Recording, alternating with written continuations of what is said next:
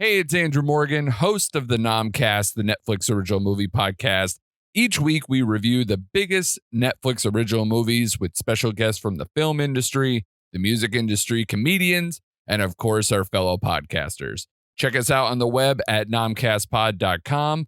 Follow us on the socials at nomcastpod. And most importantly, listen and subscribe to us wherever you get podcasts. Hit that beat one time.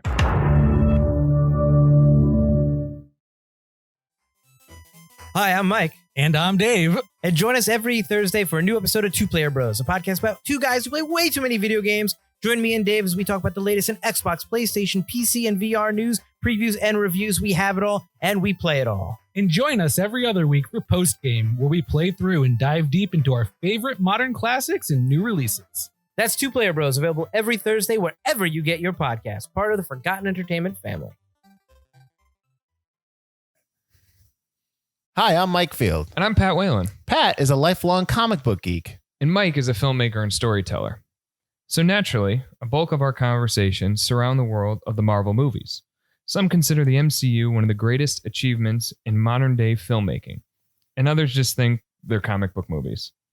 Each episode will tackle one film and discuss the differences between the comic book and what's on screen. We'll explore the growth of the Marvel Cinematic Universe from its inception to present day and beyond, and have a little fun along the way. You may not have asked for it. You certainly don't need it, but you'll be happy we're here. We think. This is yet another MCU podcast.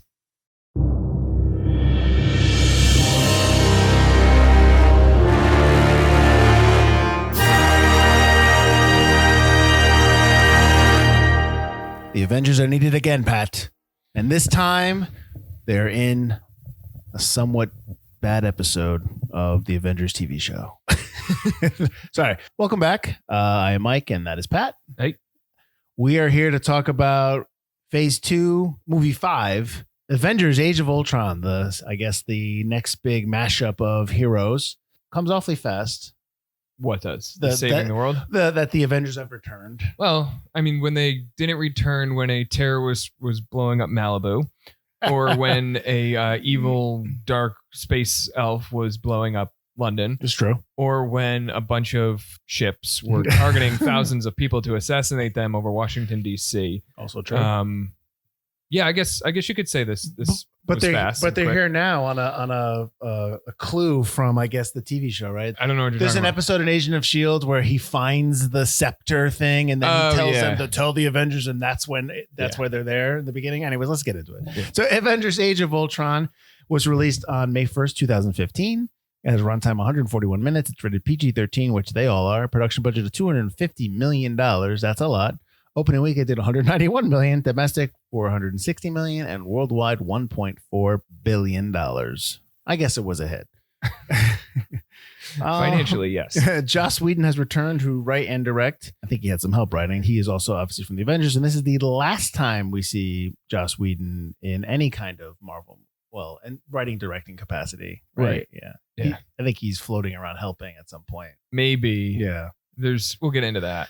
Maybe that's just lip service. Cinematography by Ben Davis. He previously just did Guardians of the Galaxy, which you talked about. And then he goes on to do Captain Marvel, Doctor Strange. Music by Danny Elfman and Brian Tyler. They both added some music here, Tyler just did Iron Man 3 and Thor Dark World. Edited by Jeffrey Ford and Lisa Lasik. They both had come back from the Avengers. Ford has went on to do Captain America Civil War. And we all know who produces. Now, instead of running through the entire cast, everybody's back. Right? Everybody's back in this movie. Everybody's back. I'm going to give you the new people that have popped on. So you have James Spader now as Ultron, the bad guy. You have Aaron Taylor Johnson, as Quicksilver, and Elizabeth Olsen as Scarlet Witch, the Maximoff twins. Is that correct? Maybe not necessarily in this universe, but yes. Okay. The Maximoff twins. Paul Bettany, while he was the voice of Jarvis in the Iron Man movies, he now becomes a character as Vision. Yep. Yeah, we'll talk about that. Linda Cardinelli is Laura Barton, the never before known member of Hawkeye's family that we discover. Claudia Kim as Dr. Helen Cho. I don't know. Does she move on? Does she continue on in the series? Not that I can. I was trying to think about that because she was like a major part of this one. Okay. I think she was supposed to work with the team that we see at the end of the movie, and then never again. Interesting. And then Andy Serkis as Ulysses Claw. And we see him in Black Panther next. Briefly. That's Yes. it, though, right? Yeah, That's it. Very briefly. All right, so He loses more than his hand. Aw. Spoilers. All right, so let's talk about the movie as we like to do the movie, then the movie and comic, and then the differences, and then the this movie within the MCU, which that's probably going to be more so this time around than last time when we did Guardians. All right, so I think I already know, Pat, that you don't like this movie, right? No, this movie is not good. This movie? I don't hate this movie. It's hard, and this is the problem with the Marvel ones. It's hard to hate any of the movies. They have the good moments, but it's a slog. Yeah, it's tough. It's very tough. It feels like a bad episode. Like just feels like it feels like I'm watching a TV show of the Avengers, and this episode came on, and it's like it's just not interesting. Almost like it's like a bad. To use that metaphor, it's almost like the bad season finale of like NCIS or something, where they have to get all the stuff together. You know, people are getting kidnapped and assassinated, and whatever. Who cares? But that's what it's just it doesn't work. Right. And there's not to say there's not stuff in here that I like. Of course, there's a lot of stuff in here that I enjoy, but like the opening. Now, the opening's nice that it starts off with a bang, but I can't help feeling like I'm watching a video game cutscene in the beginning. Yeah. Like I just feel like I'm just sitting through waiting to play the game. Are you talking up into the... I'm talking about up until the point when Captain America says shit and or no, Iron Man says shit and he's like language. That whole joke goes through the entire movie, which is a Joss Whedon staple. I'm okay with it at times. Sometimes I don't like hearing it again. Yeah. One of my notes here, and we can get into that because obviously the credits come after Iron Man, after Tony Stark sees his vision of what happens or what essentially what he believes is going to happen with Thanos coming. Right, which is his vision. Viewpoint. Right, yeah. And he grabs the is it a scepter? Am I saying scepter, that? yeah. He grabs the scepter and then the credits come. Yeah. I like that. I almost wish though that in this movie, because you can't make a case that he's the bad guy in this movie because he's the one that creates Ultron unknowingly or doesn't realize that how big it is, whatever. I almost wanted him to go full heel in this movie. I almost want it to be like he's the bad guy. I don't know. It just that when they were fighting, it felt more. I was more interested when they were going back and forth, and I know that's foreshadowing what's going to happen later on in the Marvel universe. But I almost wanted him to just be like, "Oh yeah, I'm the jerk." I don't, like I did this because this is what and he does lead into that a little bit, which is like. I went into this wormhole. I saw what was coming. I saw it was on the other side. But then he backs off as they go to save the day. Yeah. To beat Ultron. And, he kind of, when he retires at the end of the movie, it's less of a, I still think I'm right about all of this and more of a, I don't have a place now. I'm going to go take a nap or something. It doesn't, I agree. I think if he went and said, I'm going to still start tinkering with this stuff. I'm still going to build some of this stuff. And there's that brief moment with Vision too, where he's trying to put them together, but it's almost like a mountain and a valley rise with how he feels instead of, what we're looking for is him being just flat one way or the other. Just go for it. He has that line where he's like, he's letting them know his vision. He's letting him know what he saw. And he's like, that's the end game up there. And I'm wondering if that was intentional or unintentional of foreshadowing to what happens at the end of his whole saga. I'm wondering if they knew that at the time. That it was going to be titled Endgame? Or Yeah. I wonder if they just took the title from that line. Well, because I think then they mentioned that they screwed up naming. They talked about how they screwed up naming the Infinity War. They should have. They didn't want to do part 1, part 2. But right. What I mean? But they didn't realize they needed a new name. So because it was supposed to be Infinity. I think at one point it was going to be Infinity Gauntlet part 1, part 2, and then they switched to Infinity War part 1, part 2, and so I'm wondering if, like you said, after the fact they went and liked that line and took the name. Right. So what do you think about? There's a couple things within the movie that I want to talk about, and then we can get to all that other stuff. Because, like I said, the MCU, this in the MCU is going to be a big chunk. Yep. What do you think about finding out Hawkeye has a family? What did that bother you? Did that not bother you? It did bother me. Okay. And I'm gonna dive more into the comic. We can origins for that, but it was such a weird turn from the relationship they tried to build with him and Black Widow in the first Avengers movie. And then even with Black Widow, because he was supposed to be in Winter Soldier, and you see Black Widow have the arrow necklace that she's wearing in Winter Soldier, that all of a sudden they transition to this movie. He's got this mysterious family. Black Widow obviously knows about them. Right. And Nick Fury did as well. But it just, listen, I'm never going to complain about Linda Cardinelli. But Is that because she plays Velma or because you liked her on ER? Freaks and Geeks. Oh, that's true too. Yeah. That's true too. Oh, that was short lived. It was. Oh, and I will say this, if we're going to talk about that, I actually like Undeclared better, but go ahead. That's fair. That's fair.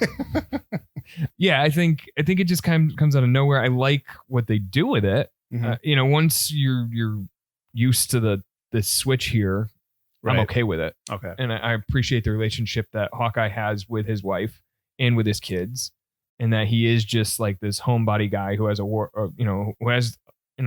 job. He goes to his job and he does his job, and he comes home and he fixes the house. And I think that more than anything shows some of the real problems in life that a lot of the other characters, Iron Man, Cap, Thor, don't have to deal with. I think Hawkeye's character is one that the audience can relate to the most. Yeah, he's not a superhero. He just has enhanced. He is very good at what he does. He's a sharpshooter, Right. Which we know exists in the world. He's just a dude, Right. He's a dude who's very good at his job. So the fact that with his family, his stuff is very nice. It's very relatable. Yep. It grounds a lot of the movie. I would not be angry if I could see a Hawkeye movie. That, you know what I mean? You're right. But it feels out of place in this movie. That's all it's great. It does. It just feels like it doesn't belong here. I think the only reason it belongs here is if he was to actually die. And since they set True. that up, the whole movie, that he's going to die, he's got that one last, always thinking about the project he has at home to to fix. He's going to do the dining room. He's going to do the outdoor patio, whatever he's going to do. And then always this close call because he gets shot in the first scene, and then he recovers and, he survives briefly. And then it looks like he's going to get shot at the end. And obviously it's Aaron Taylor Johnson's Quicksilver that takes the bullets. The setup to him dying doesn't work and then the family aspect of it doesn't work in the way they play with the family aspect. If they just did, I think if they switched some of it around a little bit more, instead of saying this is my last mission, then I'm done, one last day on the job, it would work. One day from retirement. Yeah, one day from retirement. I'm going to go down to the docks and stop this drug deal from happening. No. What are you talking about? It's going to be cakewalk. I don't need my vest. I'm good. Yeah, I get that.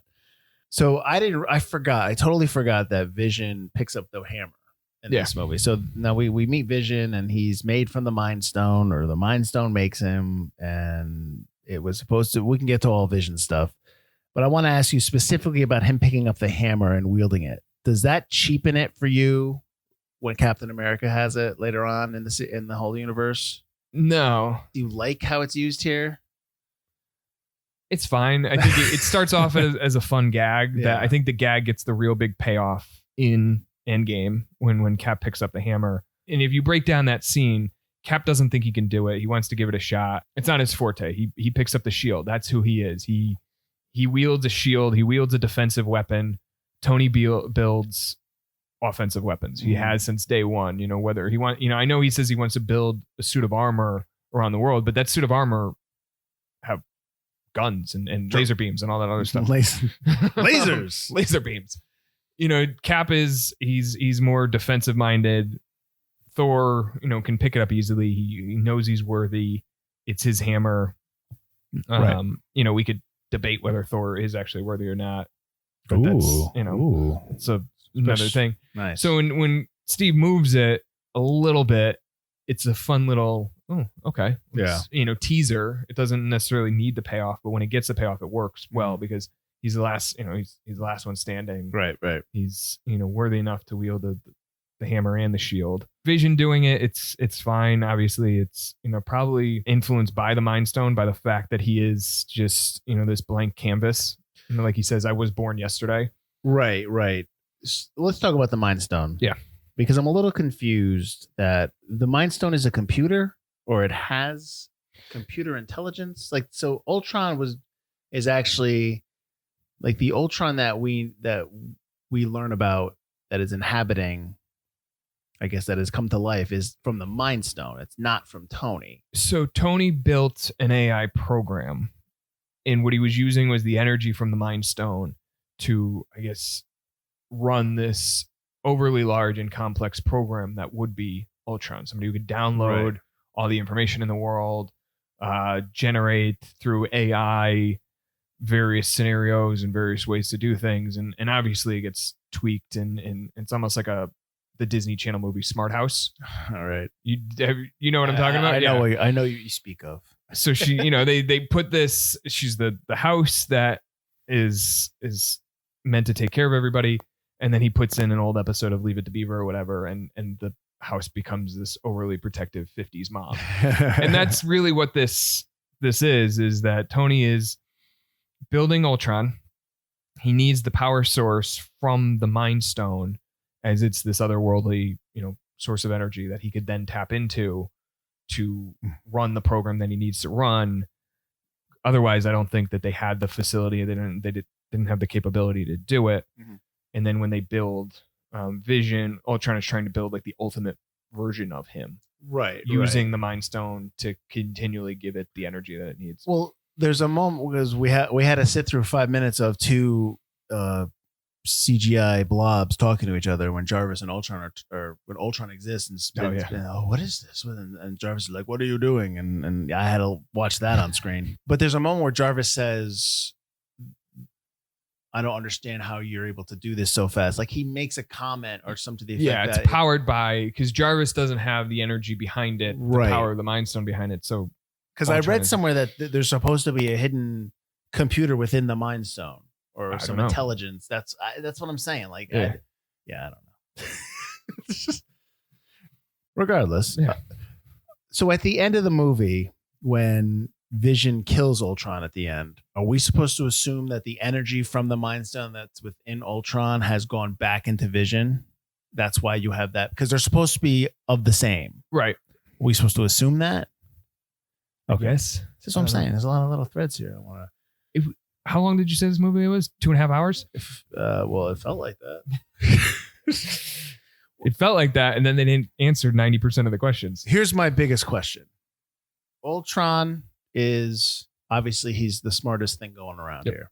And his plan makes no sense. I'm going to take time to build these rockets to lift up this section of the world to a height and then drop it and create it was going to be a dinosaur level extinction event. Yeah. Wouldn't it have been much easier for you and your group of Iron Legion or whatever you built up to fly out to the asteroid belt that is within the universe, find a giant rock, all get behind it and push? Wouldn't that have been easier? Listen, space is for the Guardians of the Galaxy. Earth is for the Avengers. I'm just saying that would be a little easier to do than to create this whole entire. I'm going to cut this rock up. We're going to get some rockets under there. We're going to shoot it up and then we're going to drop it. It would have been a shorter movie. I'm just saying. Well, to go with your video game analogy, you needed that final scene where they were guarding the piece of technology that was causing that. So, and then plus you needed the cutscene that brought them up to extend the fight with the boss and boss level.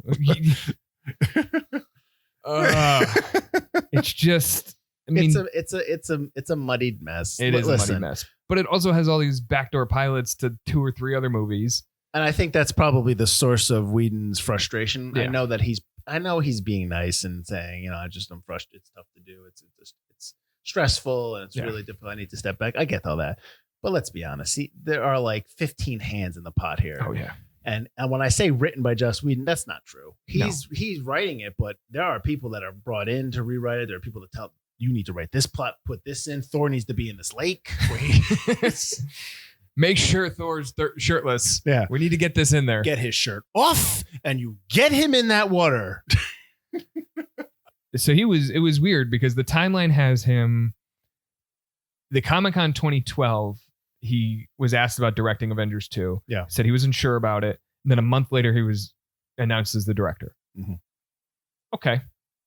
I'm sure there was like a dump truck full of cash that drove up to your back door that said, okay, I'm not so unsure anymore. But then he called, including and directing all of these different characters, a nightmare. Yeah. This is a guy who's known for ensemble pieces. Yeah. Whether it's Firefly or Buffy or the first Avengers or anything else, he knows how to write ensembles. And he called balancing all these characters a nightmare. Ugh, not a good look. Well, it's this, especially like the Avengers movies. Yeah. The director's not in charge. I'm sorry. It's the producer. Yeah. It's the executives. You're not just a director on these movies. You're what's the best word I can use? Showrunner. Yeah. You need to just be able to understand that your name's going to go on there, but you are really not going to be doing as much directing as you think you would be doing. So, and I take that back. You're not the showrunner. Kevin Feige's the showrunner. Yeah. You're a freelance guy. You come in. Yes. You're a perfect. director of the week. You're the director of every other week just to give you time to prep. To Whedon's credit, and I'm a big Joss Whedon guy. I love Buffy, Vampire Slayer, and I even like Angel, and I love Serenity. I love Firefly. I like everything Joss Whedon. To his credit, he's talented enough where you can get at least something on screen that is going to make $1.4 billion. Right. That it's not just because let's be honest, you can't just throw anybody in here. And you know what I mean? We're going to see that when we get to the next phase. Ooh, yeah. I know. There's a couple movies where they run it the same way. Yep. They throw some new directors on and it doesn't work. Yeah, exactly. Yeah. And sure, the bottom line is fine. You'll make money. You might not make a lot more money. Right. But eventually the bloom's going to come off the rose at some point, and people are going to be like, these aren't good anymore. Yeah. And I'm not saying, I don't think we want that to happen. And I'm not saying I don't want any movie to fail. Right. But what we see on screen, we have to react to. Like how I have to groan when I have to see Stan Lee's cameo in this one. Yeah. We're going to do an episode on Stan Lee.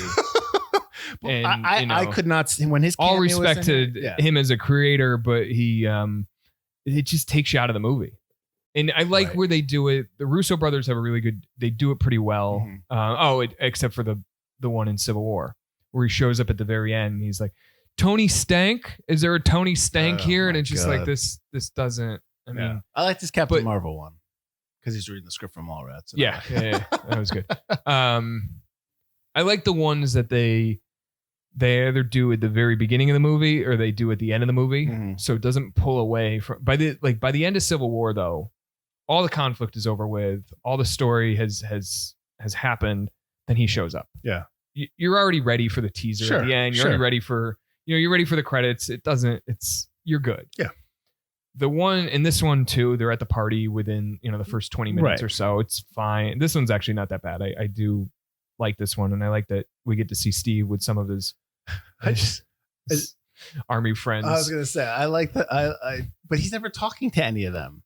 No, well, they drink for a little bit, and then all they want to do is drink with Thor, which is fun. Yeah, I mean, I know that it's within Captain Rogers' character to call his buddies because he's a great guy. He's a good guy. But hey, we're having a party at Avengers. Oh, let me call. Can I call the guys? Can I go call the guys from the VFW? I just want start to be like, come on, man. I don't want old guys here. Come on, I just want that conversation where they're like, no, but I get it. But it's fine. What they do in this movie, and I know we probably got to move on to the next section, but they Thor spends half the movie literally and figuratively taking a bath. Yes. They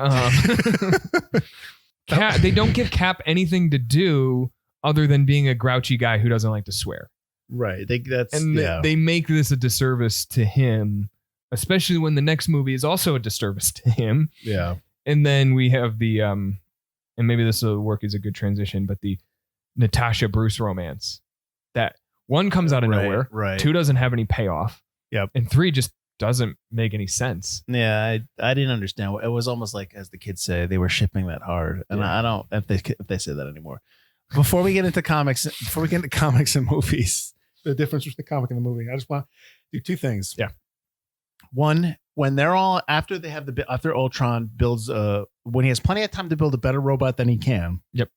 He builds this crummy robot so he can just have that. He can start singing the song from Pinocchio, and we you could have built a better robot. But regardless of that, after the aftermath, they're all sitting around talking about, and then they get the Colby Smulders, who plays Maria Hill, and she's picking her feet What? I'm watching it and I'm like, and I know she's picking her feet. She's probably picking glass out of her bare feet. That's fine. Yeah. But I'm going, why is she doing that? Why is she picking her feet? So that's one. And the second thing is I want to talk about the mid-credit scene. So Thanos, they show the gauntlet.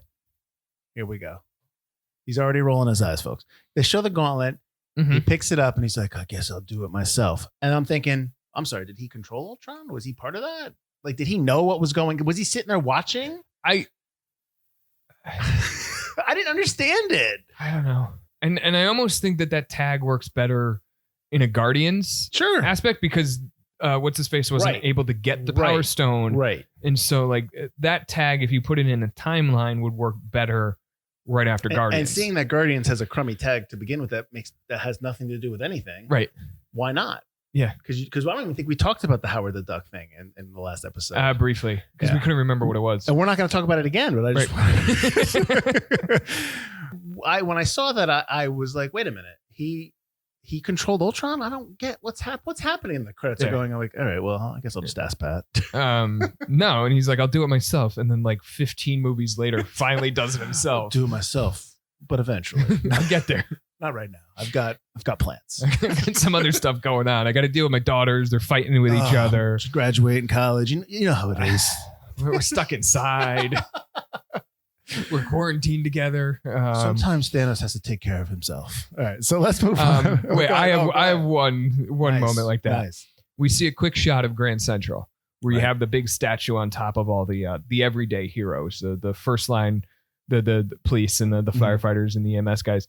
Grand Central is absolutely destroyed. Yes. And I don't remember exactly what the time frame is. I think this is 2 years. It's still being worked on. I mean, they can't buff the floors in Grand Central without shutting it down. Do you know how much red tape that had to go through to start to the contracts and all that stuff? Please, that thing is there's even still when, a giant hole in the roof. Even when it's operational, they're still working on stuff. No, absolutely. The ticket prices has been jacked up to $700 for a monthly pass. Absolutely. It's the economic that should be a bonus episode. The economic aftermath. Well, let me I'll pitch something that I don't think it actually has been updated in a long time, but it's called Law in the Multiverse. 2 lawyers took a look at like the real life impact of superheroes in law, and one of them was the actual cost of what the Battle of New York would be on New York, and looking at it billions, looking at it like a 9/11 type event on a massive scale. And it's just like, there's not enough money in the world. There's not enough insurance. Like insurance companies would go bankrupt trying to cover some of this stuff if it was covered at all. And I'm sorry, but they're suing. The people are seeking litigation against Tony Stark. Absolutely. Yeah. No. So, but it's a good read. I don't think they've updated it in a while, but check it out. Law in the Multiverse. Really cool site if you're into kind of the real world implications. Nice. Yeah. Awesome. All right, let's get to the differences now. So for people that have listened before and maybe if you're new to the show, this section is just me asking Pat questions. Because I have not read comics. I never did, and that's not a slight on them. I just never got into them, but that's fine because I actually like learning as Pat teaches me about things.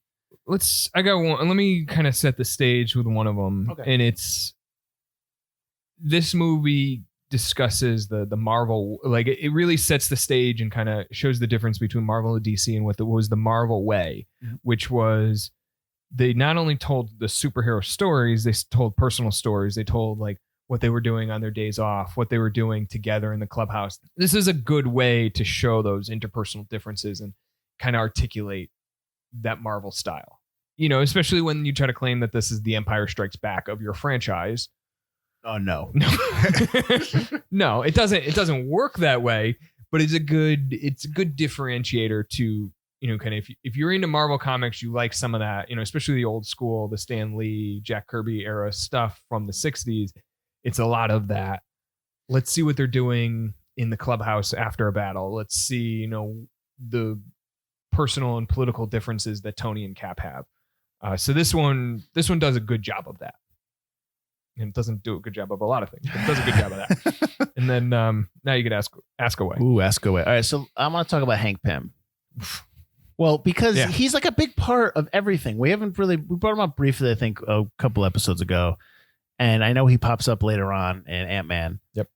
But like he is, every time I have comments about, or every time I read about, you know, the movies we're doing and the differences and what happens in comics, it's always Stark and Pym. And we don't hear anything about Pym, but Pym created Ultron Yes, he did. in the comics. So Yeah. tell me about that a little. So Hank Pym, along with Tony and then Reed Richards and Professor Xavier from the X-Men are a couple of the smartest people in the entirety of the Marvel Universe. Pym models Ultron. So let me back up a second. We'll get into it when we do Ant-Man next episode. Hank Pym's a jerk. All right. He is an absolute jerk. And there's going to be a lot of incidents of that we're going to talk about. So he builds Ultron, modeling Ultron after his own brain patterns. You know, Tony uses some AI that he had built, which is nice. Pym was so egotistical and narcissistic that he just built this AI off of himself. But as any like good villain does, the AI learned to grow and evolve. So what happened was Ultron turned that it was like an Oedipus type complex, sort of, except he hated Pym, not Pimp. He hated Freudian Pym. slip. He hated Pym and wanted to eliminate him completely. And then it eventually evolved where he wanted to eliminate all of humanity. Mm-hmm. Ultron, introduced back in like Avengers 50, 54, around there, has been terrorizing the team since. It also involves him hypnotizing Jarvis. So there is that Jarvis Ultron connection. He was building Vision. Right. That was my next question. So Ultron did build Vision, but he was building Vision as another piece to kill Hank Pym. Okay, so I had Kill the Avengers, but it was Well, just kill the Avengers Pym. and Hank Pym included. Is Hank Pym a member of the Avengers? Yes, or he he is. created the Avengers. No, he was a member of the Okay. Avengers. He was Ant-Man. Then the Wasp is his wife, Janet Van Dyne, Tony, the Hulk, and Thor. And then eventually, shortly afterwards, basically everybody resigns. Mhm. And then a new team of Avengers has to come in, and that's Cap, Hawkeye, Scarlet Witch, and Quicksilver. And then, after, several different adventures and incarnations, they all form a different group together, and it has some rotating membership. Would you have liked to seen Pym earlier in the whole series? I know that's not really a comic verse movie. Yeah, I don't know how you would have worked him in. I know you were supposed to get him earlier because Edgar Wright had been working on Ant-Man for like decades. Was it always going to be Douglas?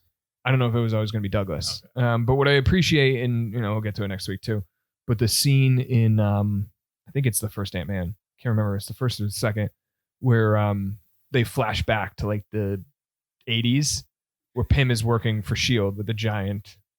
with the giant hair.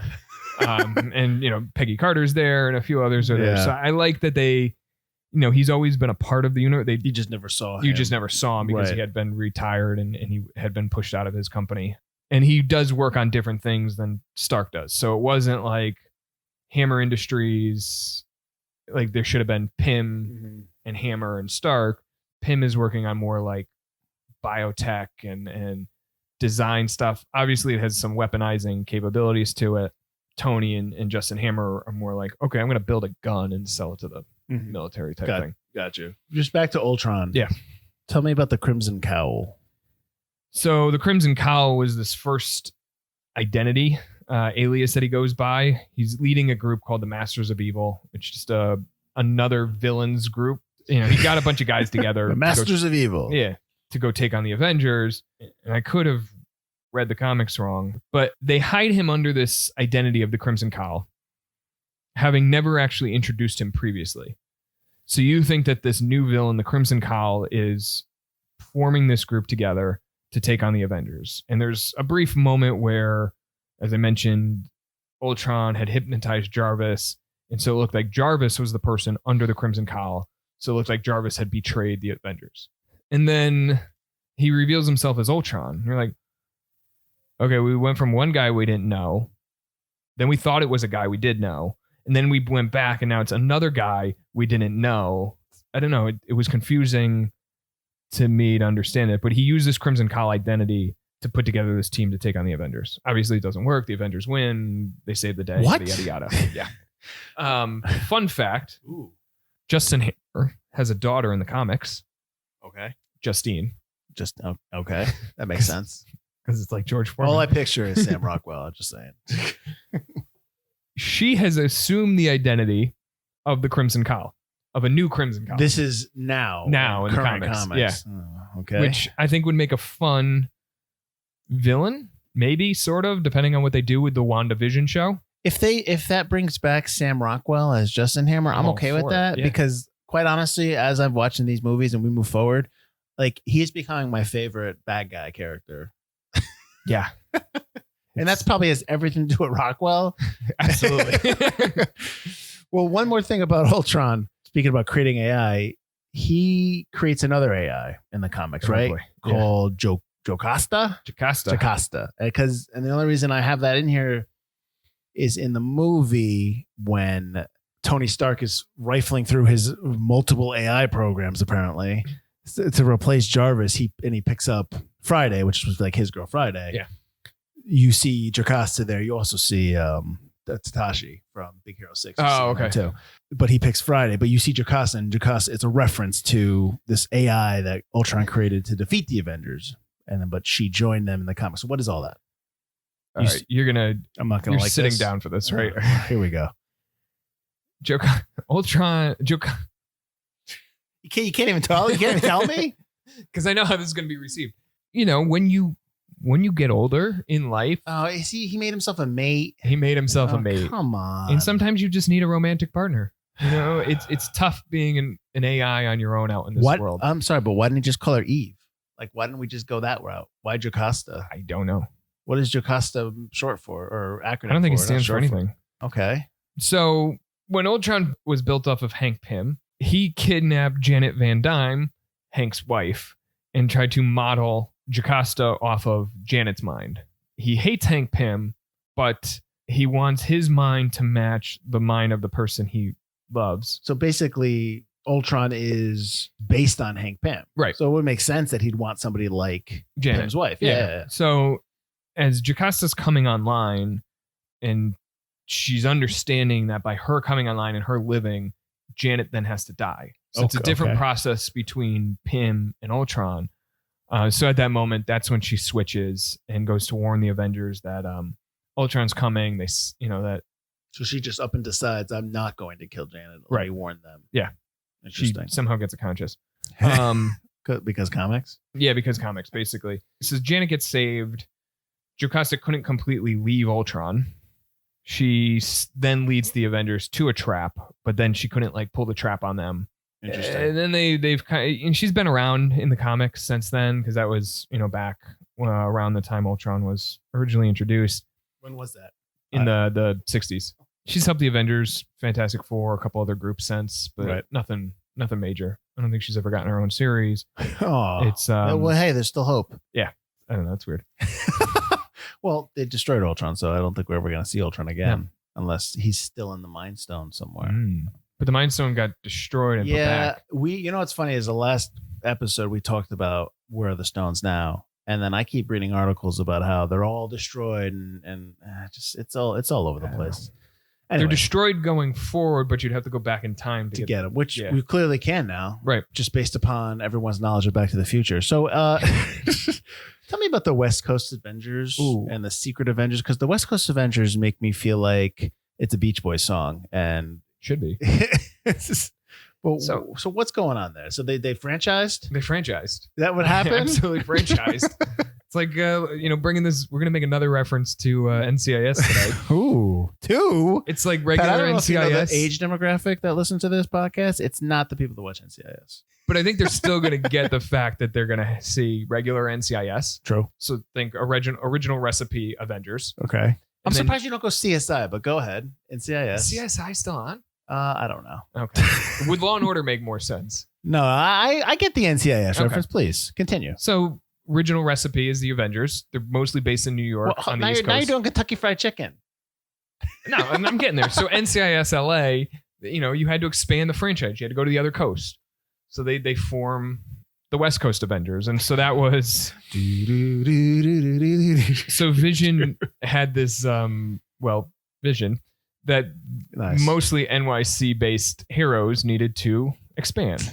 So Hawkeye, of all people, decided to manifest destiny and head west, young son. What about a secret family out in the He didn't have a secret family in this comic. Okay. Give me a second. All right.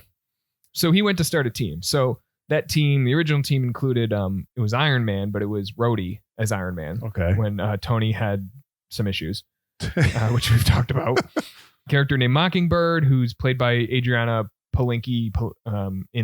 She had her own show. She was in Agents of S.H.I.E.L.D. The show didn't really take off. I think she was only on Agents of S.H.I.E.L.D. for like 6 episodes. Character named Tigra, and then Hank Pym makes his way out there. So, yeah, West Coast Avengers, they do West Coast stuff. I don't know what you want me to tell you. They're over on the West Coast. They battle a lot of the same villains. They make sure the beaches are safe. Yeah. In the Ultimates universe, which we'll get to again, but that's the like more modernized New Age team. Mm-hmm. There's an alternate kind of shadow Black Ops team that's more West Coast Avengers, and that had Quicksilver on it. Vision was on it. A character named Black Knight was on it, who we'll probably see, played by Kit Harington in a movie. Yeah. Interesting. Wonder Man, Quake, a few of the others. So that was their Black Ops. In the mainstream comics, yes, you have all sorts of Avengers teams. They franchise. They go wherever they need to go. I know a couple episodes ago we talked about the Canadian Avengers. Yep, Alpha Flight. Do they have to pay licensing fees to? Well, they go by Alpha Flight, so I don't think so. Okay. So the new Avengers, we see the team at the end of this movie. That's what they're kind of called, New Avengers, and people were expecting that the next Avengers movie was going to involve this team. We're the New Avengers, guys. It's like the original, but it's a better recipe, like New Coke.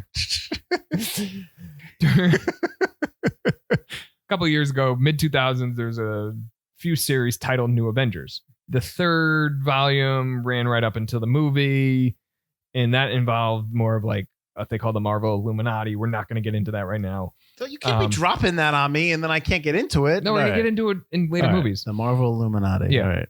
This New Avengers is more street level. So is Jessica Jones, Iron Fist, all the, the Netflix heroes that we never actually I was just going to say, the Netflix shows? Okay. That we're not allowed to talk about? Yeah. Okay. So there were some New Avengers, then there were Secret Avengers. That was a team during Secret War and Civil War that they put together. Doesn't this get confusing to you? Yeah, it gets confusing. I was going to say. There were like 4 Avengers titles running at the same time. Wow. I think that's probably why I never got into comics. It just seems like it's just all over the place. And it's really tough to find a focus for me. They've made it a little bit better, especially on the Marvel side. And DC has done this too, where if you want to just read the Batman story, you just have to read Batman. Or you want to just read Iron Man, you just read Iron Man.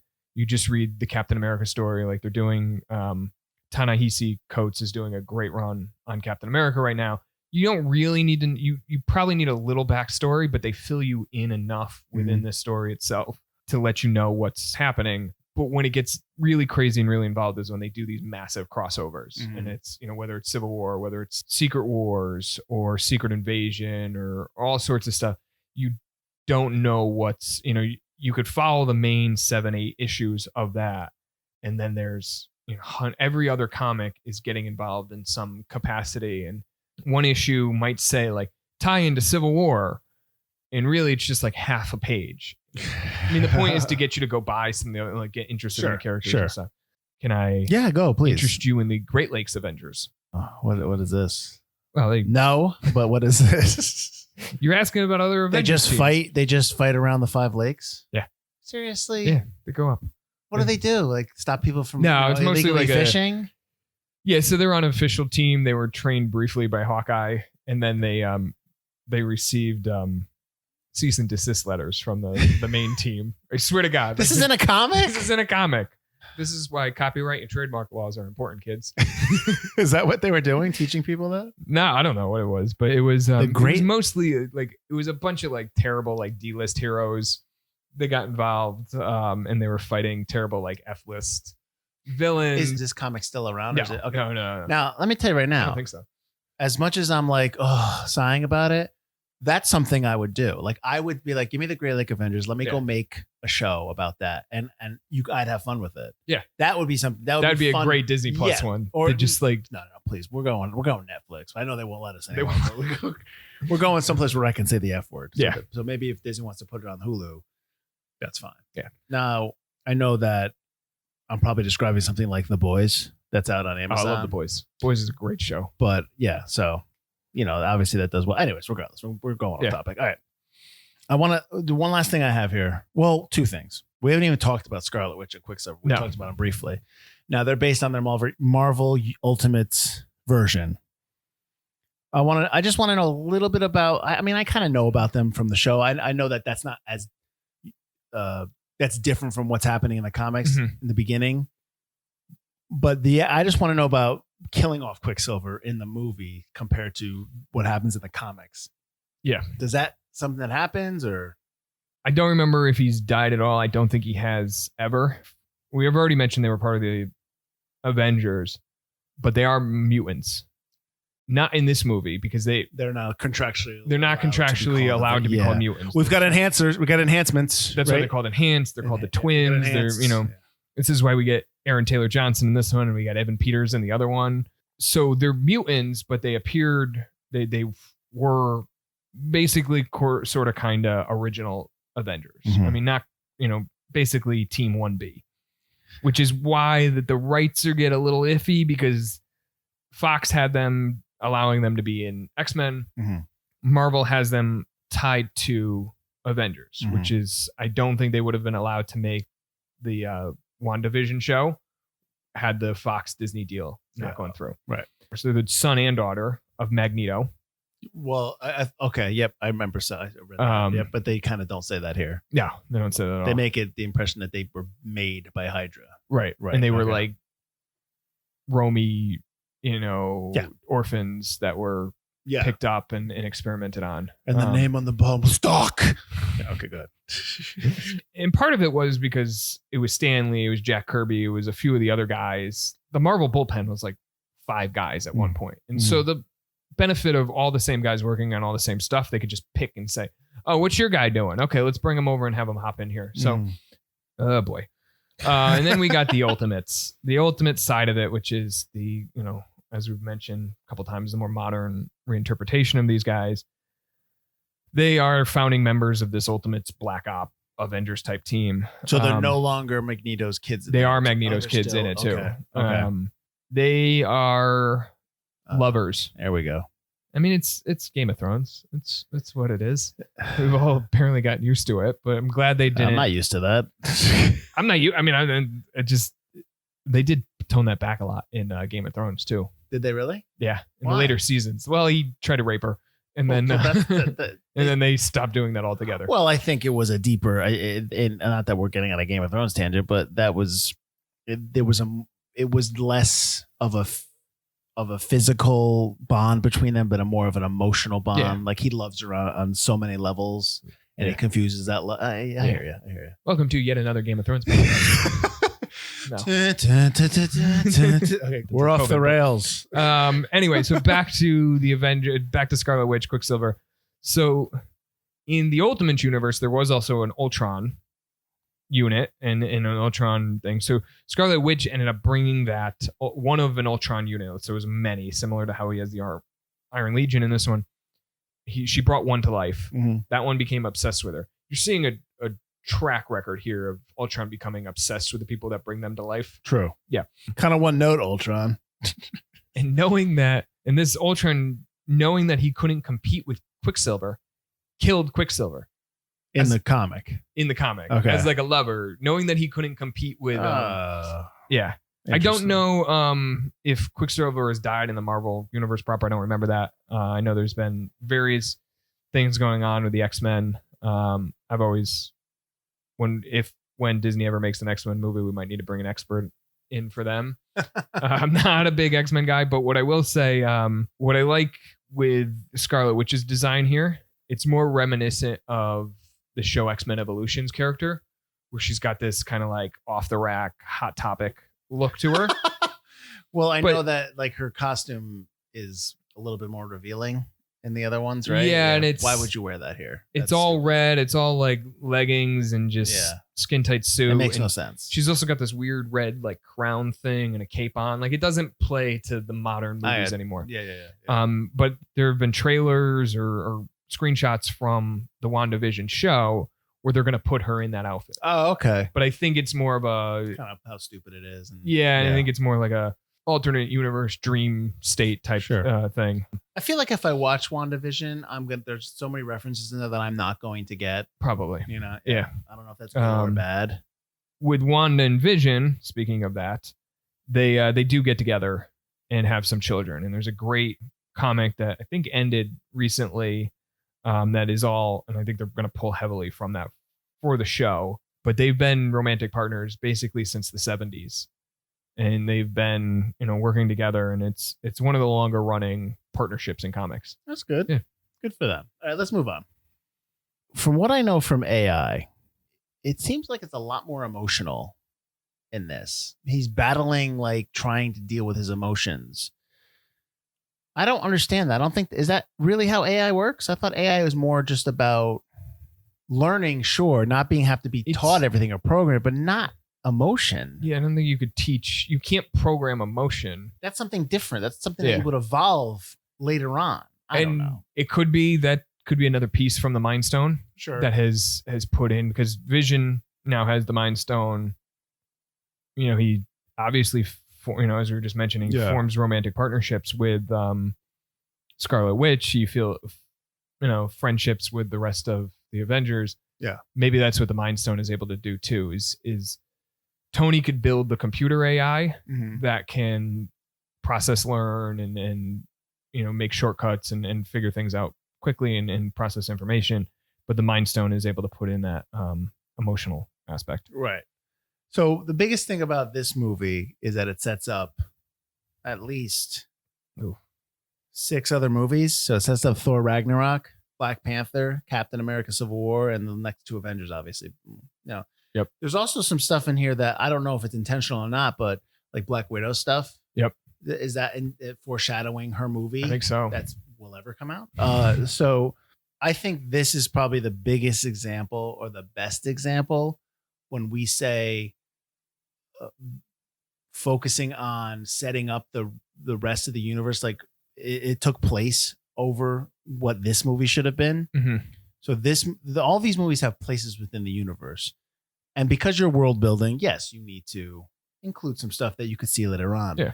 But there needs to be a balance. And it honestly should weigh more towards the story you're telling than the setup of the rest of the universe. Yes. Yep. With this movie, I think the balance is shifted too much. And I think that's probably why we're being a little critical of this movie, because there's just so much stuff that is in I get why people go back to it and like, oh my God, like Claw's wearing the claw from when he killed T'Chaka from the King of Wakanda, that whole thing like that. And then you end up seeing that later on. Oh, that, I get that. Oh, Thor has a vision of what's happening, what's going to happen next. Right. I get the excitement going back, but when you're in the theater and you have not seen the rest of the movies, you're like, what the hell is happening here? It's on the same level as Iron Man 2, but it's almost worse. See, I thought Iron Man 2 is a little bit more rudderless. From a story perspective, yeah, but Right. you're trying to set up, they have all the Easter eggs to, there's things that reference Black Panther, that Namor, Hulk, trying to, really hammer home this Avengers initiative idea. You got Stark, you got Stark dealing with S.H.I.E.L.D., Captain America stuff coming in and him dealing with his father's relationship to that.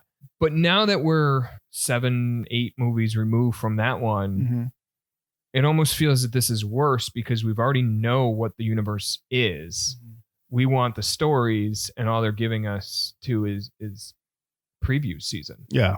When you're watching a story, you obviously you're being told the story that you're being told in terms of Age of Ultron. But there's just so much lip service given to other storylines and plot lines that I know are not going to be wrapped up within the story that I'm being told, that it's a distraction and it gets me confused. I'm not gonna say when I say it gets me annoyed and angry, I'm not mean like, oh my, I walked out of the theater. It's just very like frustrating because it's taking away from what I want to see on screen or what I'm trying to see on screen. Yep. And then then at the end when they're all like, they have the hero shot at the end of the movie that Pat was talking about where they're protecting the one whatever button. Yep. And that's supposed to be reminiscent of in the first Avengers. The difference is that like in the first Avengers, that's a great moment. And right. I like that moment because it's earned. Right. This moment is just, it feels so put upon and set up because nothing has been done. Like they could have done a lot of stuff within this movie because and when Iron Man and Captain America are fighting, they fight in one scene and the next scene they're together. There's no resolution to that fight. You understand that maybe they still don't like each other and that carries over to Civil War. Okay, fine. But there's no resolution in this movie. In the first one, they talk about like, he gets all these people together and they become a team at the end. But like this movie could have been something where like, but can they stay a team? They're still individuals. And there's some stuff for that. It goes back to that peaks and valleys that we're talking about with Tony. We need characterization with Tony. And then he was the only one that really got any characterization in this one because Cap, like we said, Cap's just grouchy. He doesn't like to swear. That's his story. Yeah. In this, Thor is going to take a shower, and then I love that when they go, not to cut you off, but when they go to the Hawkeye's home, like we'll be safe here. Thor's like, yeah, F this. I'm out. Goodbye. I got stuff to do. I'm gonna go find my professor friend. I'm gonna get out of here. I'm not gonna go see the girl I love. No. She's busy doing stuff that I shouldn't be there. But I'm gonna go check out. I'm gonna bother this other guy. Pull him from the university. That he's clearly teaching, and have him deal with me. Not my girlfriend. Not the one I love. You really, right. But there's only one story here. There's only really one main character. Yeah. And that's Tony. And then they try to make Ultron another main character. Yeah. And it doesn't really work. And then Tony is completely inconsistent, which when you match up his interactions with the other characters, it doesn't make sense. Right. And it doesn't tie together. This is something that I don't know if it's a problem, but this is something that's evident. Is that when Iron Man's in a movie, he's the lead. Yes. Avengers, his movie, he has way too much influence in the Spider-Man movies for me. Way too much. Where I joke that... When he's not even a character in the Spider-Man. I joke when I talk about Spider-Man Far From Home, it's like Iron Man 4 because it is. Yeah. It's like Son of Iron Man. And that's what I mean. And it's so... I know we're going to get off topic, but it's so infuriating when Spider-Man or Peter Parker is inside the jet and Happy's watching him build a device. Oh, yeah. I'm sorry. Just make him Iron Man then. What is this? At some point, I mean, I understand like people that love comics and love the characters. I know Spider-Man's a beloved character. I get all that. But at some point, your geekdom, and I say that with respect, has got to be tested when you see stuff like that. You've got to just be like, come on, man. I mean, there's some things I want to watch, but just don't. Yeah, you got to stop trying to force feed me these things. Whatever, you can always it's an alternate universe. You can always write that off. Whatever, but I'm hoping there's a lot of bleed over. Like, but go back. Go ahead. No, all I'm going to say is that I hope that Phase 4, because it should be completely devoid of Iron Man. Yeah, I hope that it is. I agree. Well, I don't know because they're going to do a third Spider-Man. They are, but maybe they got through all of. We'll get to that when we get to Far From Home because I got some issues with the end of that. But yeah, so I think Far From Home takes from. Okay, go ahead. I'm sorry. Yeah. It takes from the Iron Man 3 plot. Go ahead. Yeah. I mean, all these any villain in which Tony Stark is in the movie happens to be a disgruntled Stark employee or somebody disgruntled with Tony Stark. Same thing here. Like it's Ultron who's mad at Tony. And just to further my point about how Iron Man, Tony Stark is the main character in this movie, he creates the bad guy. It's almost like it's his personal journey to stop the bad guy. And these other guys are here to help me, but they're getting people off the rock and they're fighting these like nameless drones. Yeah, but then then Vision ends up taking out Ultron. Yeah. Quicksilver ends up dying. Yeah. Like he has the character turn where he's, their bad guy to, I'm going to go save somebody and bet you didn't see that coming. Which is nice. I like it that. was a nice the little, first and last thing he says. Yeah. And to be fair, like again, Hawkeye has a lot of stuff in here, and we don't talk about it because we're too busy focused on Tony Stark. Yeah, And I don't know if that has to do with writing. I don't know if that has to do with Robert Downey Jr. as an actor and his presence, whether he's sitting there like, I want more screen time, whatever. I don't care about that. Yeah. But that's what we're seeing on screen. And Hawkeye has a lot of the emotional elements in this movie, to the point where it's like, I actually like that stuff a lot more. I like this. He gives Scarlet Witch the pep talk. Yes. He becomes friends with Quicksilver. They get off on the wrong foot. Right. And they kind of work together in the end. He's the only one that not mentors them, but becomes a father figure for them really quick. It's really brief, obviously. He's the only one that has an emotional connection with them. And I know that the Vision stuff is in there, but that's later on. Yeah. And you see that slightly picked up in Civil War, where he kind of goes and rescues Wanda and says, okay, you're coming with me. We're going to get you out of here. Yeah. And she's ready to, like, she's on the fence, but he's the one that goes and gets her. Yeah. Because he knows he can talk to her and he knows he can help. Yeah. So and I get that that's got history in the comic, like you say. So that's, that's fine. Yeah. I'm okay with that. But in the movie, Hawkeye has the more connection, to the point that he names his kid. The middle name of the kid is after Pietro. Yeah. And that's missed sometimes, but still. Yeah. Iron Man's presence within his movies and the Avengers movies and any movie he is in is really too big. Yeah. And I think we're at a point now where I hope we're not spoiling this for anybody.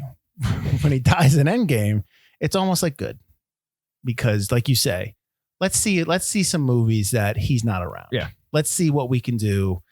I mean, there's a reason why Black Panther is really good. It's well written, it's well directed, and it's got a story, and it's its own contained story. Yep. And I talked about that last episode. That's why Black Panther works. Yes, it does. It's a good movie. Yeah. Captain America, the first one, the second one, they're good. They're good movies. I'm not going to tell you about Civil War is basically Avengers 2.5. So we see it there.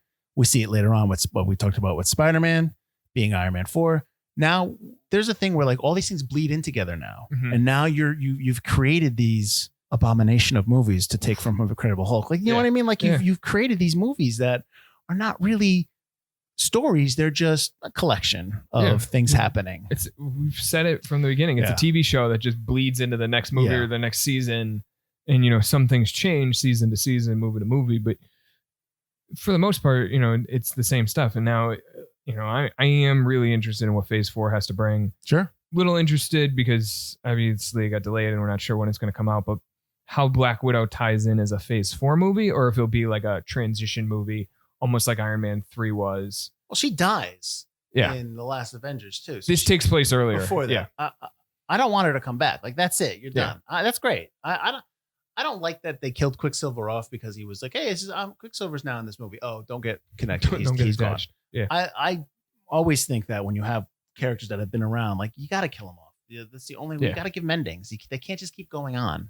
That's not James Bond. Right. You know, so yes, I'm glad that they killed her off. And I don't think you're going to, I mean, honestly, if this does well, you're going to see 2 other Black Widows, I'm sure. With her family. You don't put David Harbour in the movie, or Rachel Weisz, and all these, and Blake Lively is her sister, I think, right? No, it's not Blake Lively. It's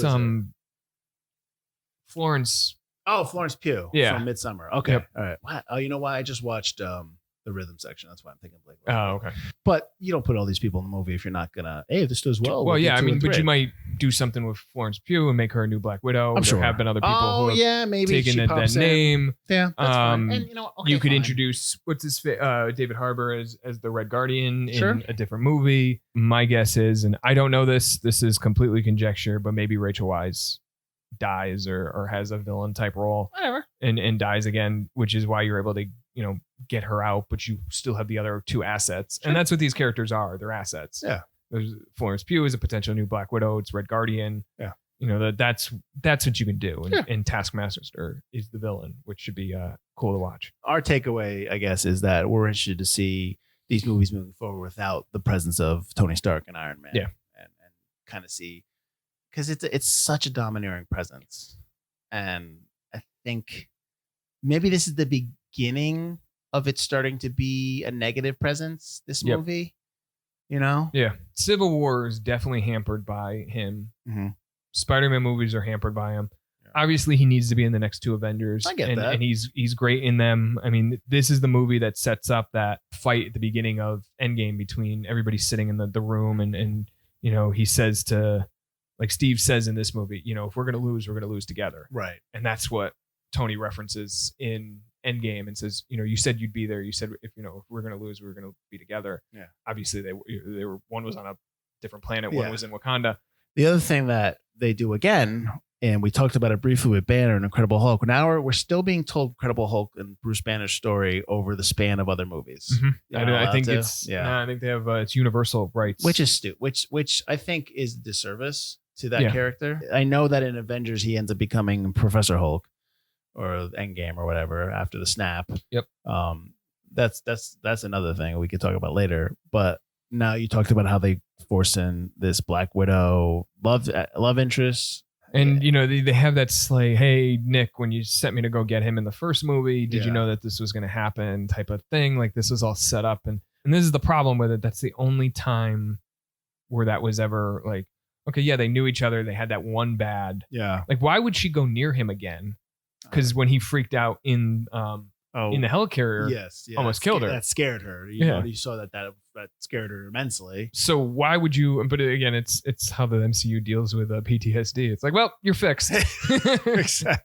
And and even after that, there's really no scenes where. I mean, I guess you're supposed to get that at the party when she's tending bar, apparently. Yeah. And she has that. Oh, I really like this fella. Yeah. But that's just revealing your feelings for him. Where are the genesis of those feelings? Yeah. That's something that you can't just do that off screen if you're going to make that a major point. But whatever. I guess we're nitpicking there. Did you know that Abomination was going to be in this movie? Was going to be the bad guy, and then they wrote him out. But it was going to be Tim Roth. He was going to come back. Oh, that'd be great. Yeah, right. That would have been awesome. They wrote him off. I guess I'd love to see him in another one. Yeah, so that was interesting. Real quick, Incredible Hulk side note there. Fun fact. Speaking of Hulk, are they fun? Yeah, I think you might like this one. The Hulkbuster, with what he called Veronica. Yeah. Joss Whedon named it because that's not like a comic thing. He named it after the character Veronica from Archie Comics. Yep. And because Bruce was in love with Betty. Yep. Betty and Veronica fight over the same man. They made this Veronica protocol as the alternate Betty, like the anti-Hulk protocol. That's good. Yeah. But Stark wasn't smart enough to figure out that he should get a bottom to that Hulkbuster so that he doesn't punch out through the ground. He's that smart? Not that smart. All right, anyways. The other thing with the Hulk was, so he gets on that airplane at the end. Yep. We're supposed to assume he flies off planet, right? Yeah. But they don't. But they say that the plane has crashed. There's a moment at the end of the movie where they say, "Oh, we found the plane here on this planet." We assume that no survivors. They never say. But he has the jet in Ragnarok. I know, but there's a comment in this movie about the jet crashing, which threw me off. Yeah. Maybe we'll go back and watch it and maybe we'll bring it up again. But right? I'm like, wait a minute. I must have, I glossed it because it was the end of the movie and I was tired. I hear you. I wasn't paying attention. Has that effect on you? That's weird because they use the jet. The jet is in. That's how I always assumed he got off planet. Maybe we're missing something. Yeah.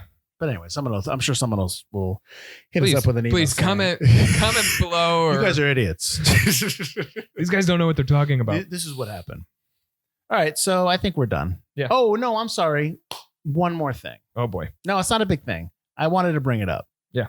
Because we were talking about Iron Man. I should have brought it up when we were talking about Iron Man. To the end of Iron Man 3, he blows up all his stuff because I love Pepper Potts. But then the beginning of this movie, send in the Iron Legion. So basically that love is not lasting. Well, she's not there. Remember? She's still, but that doesn't mean he still doesn't build. He's not. Right. No, but I'm saying I'm going to blow all this stuff up because I know who I am. Yeah. I am Iron Man and I love Pepper and we're going to spend the rest of our life together. One, she's too busy running a company to go to a party. To go to a party. Yeah, it's not like I hated that moment when they're both talking about their girls' love interests. Yeah. And they're not. Oh, Jane's studying something very important. Exposition dialogue. And then Pepper is too busy running a company. It's like, wait a minute, you're living in the tower and the party's in the tower. Yeah. She can't go up 5 levels. Yeah. And then in this one, he builds the Iron Legion. I guess that was maybe his step down. I'm not going to build all the suits. I'm just going to build robots to do my job for me. It just doesn't. Agreed. Can I do Can I do one more then? Yeah, one more, and then we'll move on to your recommended reading section. Baron von Strucker. Okay. One of the biggest wastes of a character. Yeah, like right? They set him up at the end of, forget which movie, which teaser he was in. He was in the Is it Thor? It was the one before Guardians. Oh, Winter Soldier. Yes. Yeah. So they set him up in Winter Soldier. He's this big character in the comics. He's been terrorizing Captain America and the Avengers for forever. And then he doesn't even make it out of the cold open. Yeah. And then not only does he not like barely make it out of that, he's then killed off screen. Yep. And it's just like, oh, yes, that's right. Ultron kills him off screen. And it's just like, what? Yeah. So as a connection, and this is how I'll tie it into this section here, he has a son, Werner von Strucker. He's probably like the biggest, do you know who my father is kind of guy in the MCU? And he, like, I don't know, he was in Agents of S.H.I.E.L.D. for a half dozen episodes midway through the series. He gained some superpowers, some enhanced powers. Got enhanced. But it's just like, what? Like, what are you? I just don't. Such a waste. That The and disservice to the Von Struckers. seriously. Ugh. All right. Well, on that note, I'm gonna go. All right. Pat's gonna tell you some recommended reading for related to this movie. And we will see you next week when we talk about the final movie in the phase 2, which was Ant-Man. Yes. Nice epilogue to all of this. I guess. It's all right. I will see you next week. Pat, take it away. As always, at the end of each episode, we like to send you home with some recommended reading that follows up on some of the characters and plots presented in this week's film. Our recommended reading section is sponsored by Infinite Heroes, comics, cards, and collectibles in Watertown, Connecticut. If you're in the Connecticut or New England area, it's a great location to pick up comics from Marvel as well as DC, Image, and more. They also have a large collection of trading cards, toys, and collectibles. Owner Paul Santos has worked in comics for years, most recently as an editor at DC Comics. Ask him for a recommendation and tell him we sent you. All right. This week we are talking Ultron. And with Ultron, that comes a lot of comics about his introduction, his attempt to take over the world. So let's continue filling out your Silver Age library with Roy Thomas's Avengers Epic Collection, Behold the Vision. As you can imagine, this series, which collects Avengers number 57 through 76, features the introduction of the Vision, as well as the Avengers' first and second battle with Ultron. The first several issues in this collection show how Ultron had created Vision as a weapon to fight against the Avengers. When Ultron returns midway through this, and he covers himself in the indestructible material adamantium, can the Avengers defeat this new and improved Ultimate Ultron? We'll just have to read and find out. And then we're going to take a different track than just trying to recommend something that ties directly into the plot.